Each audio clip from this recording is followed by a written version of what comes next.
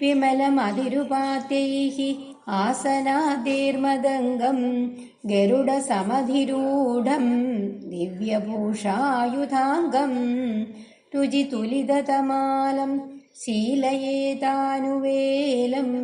കപിലതനുരിതിത്വം ദേവഹൂത്യന്യഗാദീഃ. അന്വയം നോക്കാം നമ്മൾക്ക്. ഉപാത്തൈഃ ആസനാദ്യൈഃ വിമലമതിഃ ദിവ്യഭൂഷായുധാംഗം ഗരുഡസമധിരൂഢം രുചിതുലിതതമാലം മദംഗം അനുവേലം ശീലയേത ഇതി കപിലതനുഃ ത്വം ദേവഹൂത്യൈന്യഗാദീഃ.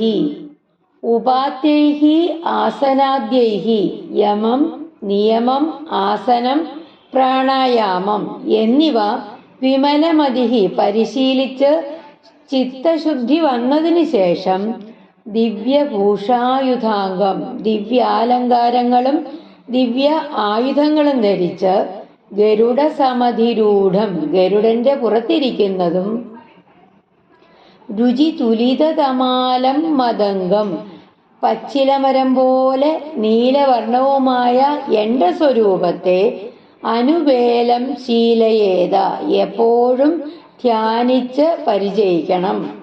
ഇതി കപിലതനുഃ ത്വം ഇപ്രകാരം കപില സ്വരൂപനായ നിന്തിരുവടി ദേവഹൂത്യൈന്യഗാദീഃ ദേവഹൂതിയോട് അരുളി ചെയ്തു.